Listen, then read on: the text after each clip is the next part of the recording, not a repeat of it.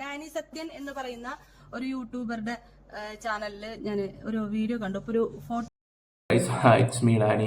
അപ്പം 2 ദിവസം മുമ്പ് ഞാനൊരു വീഡിയോ ചെയ്തായിരുന്നു. 2 പെൺകുട്ടികൾ ഫേക്കായിട്ട് വന്ന് കുറേ കാര്യങ്ങളൊക്കെ പറഞ്ഞിട്ട് പോയിട്ടുള്ള കാര്യങ്ങളൊക്കെ ഞാൻ കുറേ എക്സ്പ്ലെയിൻ ചെയ്ത് എല്ലാവർക്കും അറിയാമല്ലോ.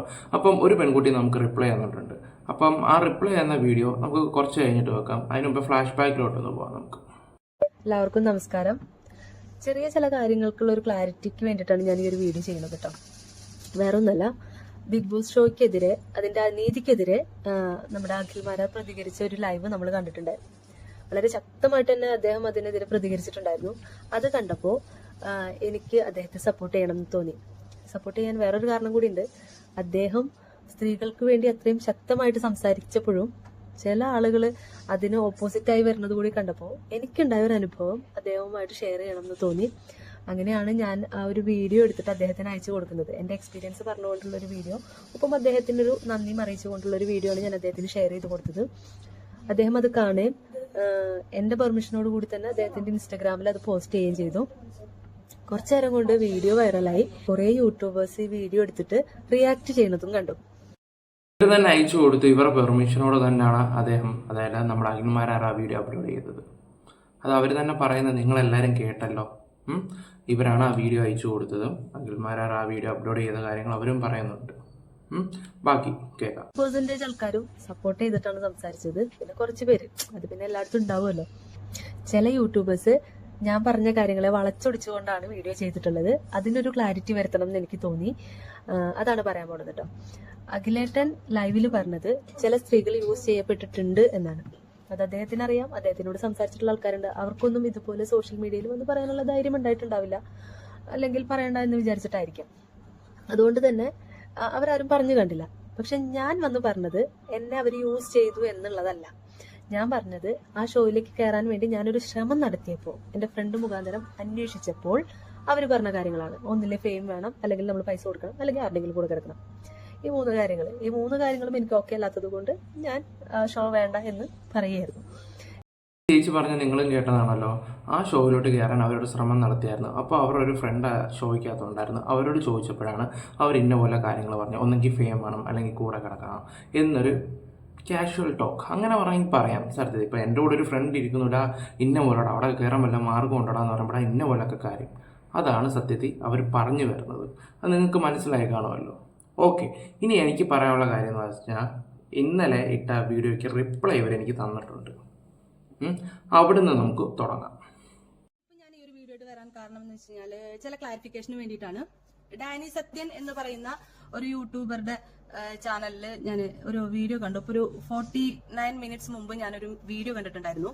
ഷോയ്ക്കെതിരെ സംസാരിച്ച 2 പെൺകുട്ടികളും ഫേക്ക് ആണ് എന്നുള്ള രീതിയിൽ. അതില് അദ്ദേഹം പറയുന്നത്, ശോഭ പറഞ്ഞിട്ടുള്ള ഒരു സ്റ്റേറ്റ്മെന്റ് വെച്ചിട്ടാണ് തുടങ്ങുന്നത് കേട്ടോ.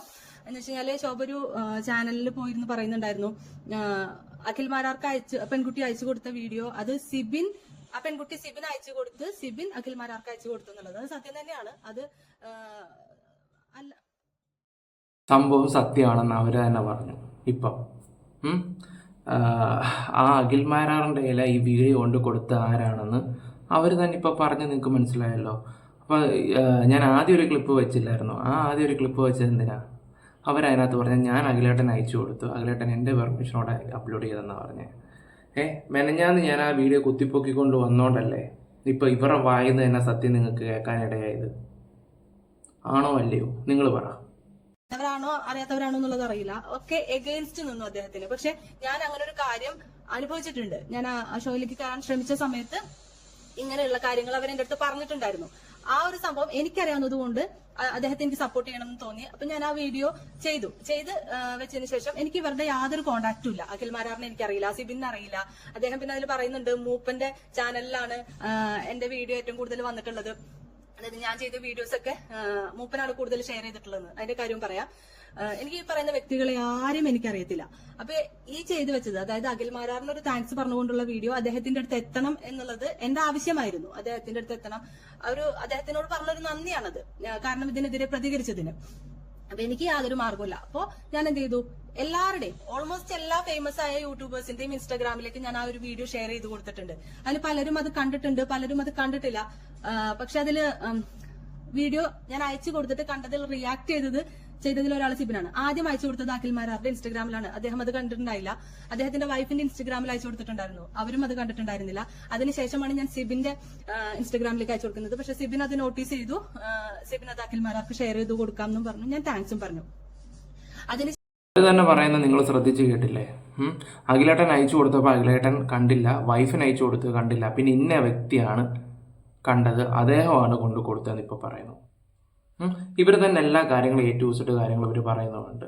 പിന്നെ ഈ വീഡിയോയുടെ തുടക്കം ഒരു കാര്യം അവരെടുത്ത് പറഞ്ഞിട്ടുണ്ടായിരുന്നു. ഞാൻ ആ ഷോയിലേക്ക് കയറാൻ ശ്രമിച്ചപ്പോൾ ഞാൻ അനുഭവിച്ചിട്ടുണ്ടെന്നാണ് പറഞ്ഞത്. എന്ത് അനുഭവിച്ചിട്ടുണ്ടെന്നാണ് പറഞ്ഞത്? ഒരു കൂട്ടുകാരോട് ചോദിച്ച് അവർ പറഞ്ഞ് ഇന്ന പോലെ കാര്യങ്ങളുണ്ടെന്ന് പറഞ്ഞത് എങ്ങനെ അനുഭവം? ഞാൻ വളച്ചൊടിക്കാൻ വേണ്ടി ഒന്നും പറഞ്ഞു ഒന്നുമല്ല. ഒന്ന് ആലോചിച്ച് നോക്കിയാൽ അവരൊരു ഫ്രണ്ട്സിൻ്റെ ഇടയിൽ ഒരു നോർമൽ ടോക്കാണ് ആ സംഭവം അവർ ഉദ്ദേശിക്കുന്നത്. അവർക്ക് എന്തെങ്കിലും അനുഭവം ഉണ്ടായിട്ടാണ് അവർ പറയുന്നതെങ്കിൽ എന്തെങ്കിലും കാര്യമെങ്കിലും ഉണ്ട്. പിന്നെ ഒരു യൂട്യൂബറിൻ്റെ പേര് അവരെടുത്ത് പറയുന്നുണ്ട്. അദ്ദേഹത്തിൻ്റെ പേര് ഞാൻ എവിടെയെങ്കിലും പറഞ്ഞിട്ടുണ്ടോ? ആ പേരെടുത്ത് ഞാൻ എവിടെയെങ്കിലും പറഞ്ഞിട്ടുണ്ടോ? ഷെയർ ചെയ്യുന്ന കാര്യങ്ങൾ ഇവർ തന്നെയാണ് ഓരോ പേരുകൾ എടുത്ത് ഓരോ ആൾക്കാർ ഇത് കൊടുത്തത്. ഇവർ തന്നെ ഇപ്പോൾ ഇവരുടെ വായിന്ന് അന്ന് ഇതൊന്നും പറഞ്ഞിട്ടില്ലായിരുന്നല്ലോ. അന്ന് ഈ കാര്യങ്ങളൊന്നും ഈ ചേച്ചി എക്സ്പ്ലെയിൻ ചെയ്തിട്ടില്ലായിരുന്നു. ആണോ അല്ലയോ? നിങ്ങൾ തന്നെ പറ. കാര്യമൊന്നുമില്ല. ഇതിപ്പം ഡാനി സത്യൻ എന്ന് പറയുന്ന വ്യക്തി ഇപ്പൊ മറ്റേ വോയിസ് റെക്കോർഡ്സ് ഒക്കെ സെയിലാക്കുന്ന ഒരു സംഭവം നടക്കുന്നുണ്ടല്ലോ. അപ്പൊ അതുമായിട്ട് കണക്ട് ചെയ്യാൻ വേണ്ടിയിട്ടുള്ള ഒരു ശ്രമമാണ് ഡാനി ചെയ്യുന്നതെന്ന് തോന്നുന്നു. എനിക്ക് ഈ പറഞ്ഞ ഒരു യൂട്യൂബേഴ്സിനെയും പേഴ്സണലി അറിയില്ല. മൂപ്പന് ഞാനാണ് ഇൻസ്റ്റാഗ്രാമിൽ ഷെയർ എടുത്തിട്ട് റിക്വസ്റ്റ് ചെയ്തതാണ് ഇതൊന്ന് ഷെയർ ചെയ്യാമോന്ന്. മൂപ്പനത് ഷെയർ ചെയ്തതുമാണ്. ഓക്കെ. പിന്നെ അപ്പൊ ഇതാണ് അതിന്റെ സത്യാവസ്ഥ. അല്ലാതെ ബിഗ് ബോസ് ഷോയ്ക്കെതിരെ ഞങ്ങളെ ഇങ്ങനെ പറഞ്ഞ് മാനിപ്പുലേറ്റ് ചെയ്ത് കൊണ്ടുവന്നതൊന്നുമല്ല. എനിക്കറിയാവുന്ന കാര്യം ഞാൻ വന്നിരുന്നു പറഞ്ഞു എന്ന് മാത്രമേ ഉള്ളൂ. അല്ലാതെ ഈ പറയുന്ന വ്യക്തികളൊന്നും പേഴ്സണലായിട്ട് എനിക്ക് യാതൊരു പരിചയവും ഇല്ല. ബിഗ് ബോസ് ഷോയുമായി ബന്ധപ്പെട്ട് ഞാൻ ചെയ്തിട്ടുള്ള കുറെ വീഡിയോസ് കാണുന്നില്ല, എന്താണ് കാര്യം എന്നൊക്കെ ചോദിച്ചിട്ടുണ്ടായിരുന്നു. ബിക്കോസ് കുറെ വീഡിയോക്ക് എനിക്ക് സ്ട്രൈക്ക് കിട്ടിയിട്ടുണ്ട്. എന്റെ മോണിറ്റൈസേഷൻ കട്ടാക്കിയിട്ടുണ്ട്.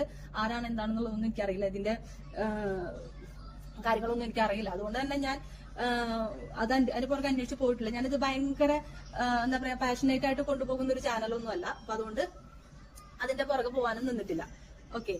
അതുകൊണ്ടാണ് അതിന്റെ ഒരു പ്രൂഫ് ഞാൻ ഇവിടെ ഇങ്ങനെ വെച്ചേക്കാം. നിങ്ങൾ നോക്കിക്കാൻ. എന്റെ മോണിറ്റൈസേഷൻ കട്ടാക്കിയിട്ടുണ്ട്. യൂട്യൂബ് പറയുന്ന റീസൺ റീയൂസ്ഡ് കണ്ടന്റ് ആണ് എന്നുള്ളതാണ്. എനിക്കറിയില്ല റീയൂസ്ഡ് കണ്ടന്റ് എന്താണോ. അതിന് മുന്നേ എനിക്കൊരു മെസ്സേജ് വന്നിട്ടുണ്ടായിരുന്നു, താങ്കളുടെ വീഡിയോയിലെ ഡിസ്ക്രിപ്ഷൻ ഒക്കെ ശ്രദ്ധിക്കുക എന്നൊക്കെ പറഞ്ഞൊരു മെസ്സേജ് ഒക്കെ എനിക്ക് വന്നിട്ടുണ്ടായിരുന്നു. പക്ഷെ അതൊക്കെ ഞാൻ അവോയ്ഡ് ചെയ്തിട്ടുണ്ടായിരുന്നു. പക്ഷെ ഇപ്പൊ എന്റെ മോണിറ്റൈസേഷൻ കട്ടാക്കിയിട്ടുണ്ട്. പല വീഡിയോസും പലർക്കും കാണാനായിട്ട് പറ്റണില്ല എന്നും പറഞ്ഞിട്ടുണ്ടായിരുന്നു. കണക്ഷൻ തോന്നാനുള്ള കാര്യം എന്താണെന്ന് വെച്ചാൽ ഞാൻ തന്നെ പറയാം. ജാസ്മിൻ ജാഫറിന്റെ എക്സ് കുറെ കാര്യങ്ങളൊക്കെ വന്ന് കുറെ വിഷയങ്ങളായിരുന്നു. പിന്നെ ഈ ഇടയ്ക്ക് അറിയാലോ, പ്രമുഖരായ 2 വ്യക്തികൾ ഒരു യൂട്യൂബറിനെ കാണാൻ പോയായിരുന്നു. ആ കൂടെ ജാസ്മിൻ്റെ എക്സും ഉണ്ടായിരുന്നു. അപ്പം ഒരു സൈഡിൽ നമുക്ക് അവരെ കൂട്ടാം. ഇപ്പുറത്തെ സൈഡില്ല ഈ വിഷയം നമ്മളിപ്പോൾ ചർച്ച ചെയ്തുകൊണ്ടിരിക്കുന്ന വിഷയം. അവിടെ മെയിനായിട്ട് ഒരാളുണ്ട്. അപ്പുറം ഇപ്പുറം നിൽക്കുന്ന ഒരാൾ ഒന്ന് കൂടിച്ചേർന്നാൽ നമ്മൾ ഉദ്ദേശിക്കുന്ന ആളിനെ മനസ്സിലാക്കാൻ പറ്റും. ഇവിടെ നിന്ന് സെൻറ്ററിൽ നിന്ന് കളിക്കുന്ന ആളിനെ നമുക്ക് നല്ല രീതിയിൽ മനസ്സിലാക്കാൻ പറ്റും. ബുദ്ധിയുള്ളവന്മാർക്ക് മനസ്സിലാക്കാൻ പറ്റും. അതേ ഞാനും ചോദിക്കുന്നുള്ളൂ. ഒരു ഷോയിൽ വർക്ക് ചെയ്ത ഒരാൾക്ക് ആ ഷോയെക്കുറിച്ച് എല്ലാം അറിയാം. പിന്നെ ഈ ഷോയിൽ എന്തൊക്കെ മോശമായിട്ടുള്ള കാര്യങ്ങൾ നടക്കുന്നുണ്ടെങ്കിൽ അദ്ദേഹത്തിന് അറിയാൻ പറ്റും. പിന്നെ ഇപ്പം അറിയാലോ, കാസ്റ്റിംഗ് കൗച്ച് അതിൻ്റെ വിഷയങ്ങളും കാര്യങ്ങളും ചിലപ്പോൾ സത്യമായിരിക്കാം. വെച്ചൊരു ഗെയിം കളിക്കാൻ ഒരാൾക്ക് സിമ്പിളായിട്ട് പറ്റുമെന്നാണ് എനിക്ക് തോന്നുന്നത്. അപ്പോൾ എനിക്കെതിരെ സംസാരിച്ച അവരോട് എനിക്കൊന്നേ പറയാനുള്ളൂ. നിങ്ങൾ തന്നെയാണ് ഓരോ വട്ടം ഓരോന്ന് പറയുന്നത്. ആദ്യം പറഞ്ഞത് എന്തുവാ? അഖിലേട്ടനാണ് ഞാൻ അയച്ചു കൊടുത്ത് അഖിലേട്ടൻ അത് അങ്ങനെ എന്നോട് ചോദിച്ചിട്ടാ ഷെയർ ചെയ്തതെന്ന് പറഞ്ഞ്. ഇപ്പോൾ വന്ന് നിങ്ങൾ തന്നെ പറഞ്ഞല്ലോ ഇന്ന ആളാണെന്നൊക്കെ. മുള്ളിനെ മുള്ളുകൊണ്ട് തന്നെ എടുക്കാമെന്ന് പറയുന്ന പോലെ തന്നെ അവർ തന്നെ കാര്യങ്ങളെല്ലാം സമ്മതിച്ചിട്ടുണ്ട്. ബ്രാൻഡ് ആരാണ്? അഖിൽമാരാണ്. അദ്ദേഹത്തിൻ്റെ ഓരോ വാക്കുകൾക്ക് ജനങ്ങൾക്കത് മനസ്സിലാക്കാൻ പറ്റുന്നൊരു കാര്യമാണ്. പണ്ട് നമ്മുടെ റൊണാൾഡോ പെപ്സി എടുത്ത് മാറ്റി വെച്ചപ്പം പെപ്സിക്ക് എത്രമാത്രം ഇതുകൊണ്ടായെന്നറിയാവോ? ഒരു പ്രസ് മീറ്റിലാണ്. അതുപോലാണ് അഖിൽമാരാറിൻ്റെ വാക്ക്. അതേ അഖിൽമാരാറിനെ മാനിപ്പുലേറ്റ് ചെയ്യുന്ന ചില വ്യക്തികൾ ചെയ്തിട്ട് തന്നെയാണെന്ന് ഞാൻ 100% പറയുന്നുണ്ട്. അപ്പം ഇപ്പം തന്നെ ഇവരുടെ വായിന്ന് തന്നെ നിങ്ങൾ കേട്ടല്ലോ, ഇന്ന വ്യക്തിയാണ് ഇത് കൊണ്ട് കൊടുത്തതെന്ന് പറഞ്ഞപ്പം നിങ്ങൾക്ക് ഏകദേശം മനസ്സിലായി കാണുമല്ലോ. അയാൾ പ്രസ് മീറ്റിൽ ഒരു കാര്യം പറഞ്ഞു, അഖിൽമാരാർ, എനിക്കിവരെ വിശ്വാസമാണ്. എൻ്റെ അനിയനെ പോലാണ്. അവൻ അവിടെ വർക്ക് ചെയ്തിട്ടുള്ളതാണ്. എനിക്ക് മറ്റേ തെളിവും കാര്യങ്ങളൊന്നും വേണ്ട. കാരണം എന്താ? വിശ്വാസം. മനസ്സിലായി? അതാണ് ആ മനുഷ്യൻ ചെയ്തത്. അങ്ങനെ വന്ന് ഇപ്പം എവിടം വരെ കാര്യങ്ങൾ ഇപ്പം ഏകദേശം മൂളയുള്ളവന്മാർക്ക് മനസ്സിലായിട്ടുണ്ടാവും കാര്യം. പിന്നെ അവർക്ക് സ്ട്രൈക്ക് കിട്ടിയതിനെ കുറിച്ച് അവർ സംസാരിക്കുന്നുണ്ട്. ഞാൻ ഓൾറെഡി ബിഗ് ബോസ് കഴിഞ്ഞതിന് ശേഷം ഇടയ്ക്ക് ഇവർ അക്കൗണ്ട് ചെക്ക് ചെയ്ത സമയത്ത് അൻസിബ റിലേറ്റഡ് ആയിട്ടുള്ള വിഷയത്തിൽ ഇവർക്ക് കമൻറ്റ് ഇടുമായിരുന്നു. വോട്ടിങ്ങിൻ്റെ കുറേ മിസ്റ്റേക്കുകൾ പറ്റിയില്ലേ, അന്ന് മോള് പറഞ്ഞ കള്ളവല്ലേ എന്നും പറഞ്ഞ് ഓരോരുത്തർ കമൻറ്റ് ഇട്ടായിരുന്നു. പിന്നെ കമൻറ്റ് ബോക്സ് ഓഫായി, ആ വീഡിയോ ഡിലീറ്റായി. ആ വീഡിയോ പിന്നെ കണ്ടിട്ടില്ല. അതാണെന്ന് തോന്നുന്നു അവർ സ്ട്രൈക്കിൻ്റെ കാര്യങ്ങളൊക്കെ സംസാരിച്ചത്. പിന്നെ റീയൂസ്ഡ് കണ്ടന്റിന്റെ കാര്യം പറയുന്നതായിട്ട്, അത് കുറെ വിട്ട വീഡിയോ തന്നെ ക്ലിപ്പ് എടുത്ത് വെച്ചാൽ റീയൂസ്ഡ് കണ്ടന്റ് ഉണ്ടാവും. അത് അക്കൗണ്ട് കയറി കാണുമ്പോൾ എല്ലാവർക്കും മനസ്സിലാവുന്ന കാര്യം തന്നെയാണ്. പിന്നെ ഞാൻ കുറച്ച് യൂട്യൂബേഴ്സിന്റെ പേരൊക്കെ ഒരു യൂട്യൂബറിന്റെ പേര് പറഞ്ഞെന്നൊക്കെ പറയുന്നതൊക്കെ കേട്ട് ഞാനിവിടെ ആരുടെയും പേരെടുത്ത് പറഞ്ഞിട്ടൊന്നുമില്ല. പിന്നെ എന്നെ ഇന്നലെ ഒരാൾ വിളിക്കുകയുണ്ടായി, ഈ കാര്യത്തിനെ കുറിച്ച് എന്താണ് കുത്തി സംസാരിക്കുന്നത്, അങ്ങനെയൊക്കെ കുറെ സംസാരവും കാര്യങ്ങളൊക്കെ ഇവിടെ വന്നിട്ടുണ്ടായിരുന്നു. ചിലപ്പോൾ നിയമപരമായിട്ടുള്ള രീതിയിൽ അവർ പോയേക്കാം. അപ്പം ഇപ്പം ചിലവർ പറയുന്നത് എനിക്ക് ആരെ അറിയത്തില്ലെന്ന് പറയുന്നു. ഒരാൾ വിളിച്ചിട്ട് പറയുന്നത് നിയമപരമായിട്ട് ഞങ്ങൾ ഇതിനെ പോയേക്കാം, അത് വലിയ ഇതാവും എന്നൊക്കെയുള്ള രീതിയിൽ സംസാരിക്കുന്നുണ്ട്. പോയാൽ ഓരോരുത്തരും സത്യം മനസ്സിലാക്കി തുടങ്ങിയാൽ നിങ്ങൾക്ക് തന്നെ പ്രശ്നമാകത്തുള്ളൂ. അന്ന് ഓർത്തിരുന്നാൽ നല്ലത്. പറഞ്ഞു മനസ്സിലായോ? എനിക്ക് പറ്റുന്ന രീതിയിലാണ് ഞാൻ ചെയ്യും. കാരണം എൻ്റെ നാട്ടിൽ ചോദിച്ചാലും മതി അത്യാവശ്യം ഞാൻ ആരാണ്, ഏത് പൊസിഷനിൽ ഇരിക്കുന്ന ആളാണ്, എന്താണെന്നും എനിക്കും അത്യാവശ്യം ഹോൾഡും കാര്യങ്ങളൊക്കെ ഉണ്ട്. ഞാനങ്ങനെ ആരോടും അങ്ങനെ പറയാത്തൊരു കാര്യമാണ്. നിങ്ങൾ ചെയ്യും, നമുക്ക് കാണാം. ഇത് പറയുമ്പോൾ ഒരു മഹാൻ പറയും, തരൂറിനെ അറിയാമെന്നൊക്കെ ചോദിക്കുക, എൻ്റെ വീട്ടിൽ വന്ന് ചോദിച്ച പോലെ. ബാക്കി കഥ നമുക്കപ്പം സംസാരിക്കാം. Okay, love you all.